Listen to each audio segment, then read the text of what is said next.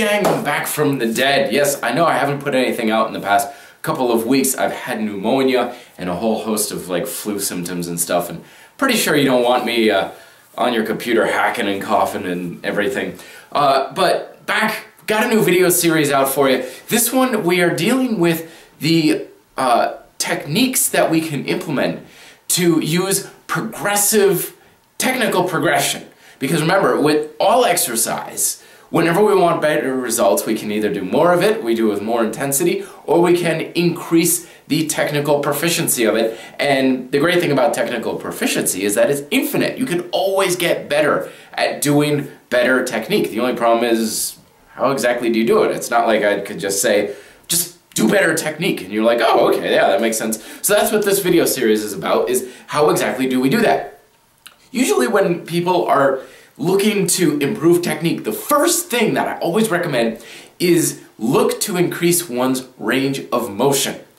That's definitely the way to go with it. Lots of times we are using a stunted range of motion with a lot of our, especially weightlifting exercises. We're not going down with the weight enough, we're not going to a full extension, all these sorts of things.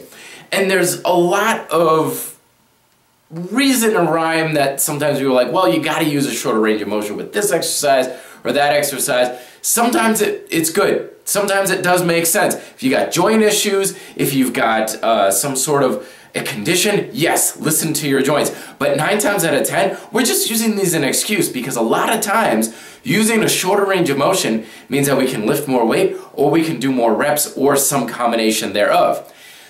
When we add a range of motion, and we're going all the way down with our push-ups, we can't do as many.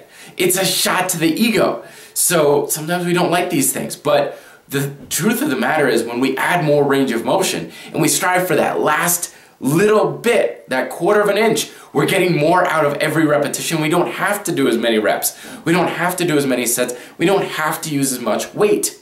So that's your homework for the next week or so, is use every inch of motion you can. Go with your push-ups, go until the floor physically stops you. None of this, well, 2 inches above the floor. No, stops you. Come down with your pull-ups until your arms lock straight. It's not necessarily a dead hang. Your shoulders are still tight behind you. Come up until your chest hits the bar. It's not like, well, it's close enough with the chin over. No, all the way up. The bar is literally here on you. Squats down until you don't have down anymore. Up until your legs are straight.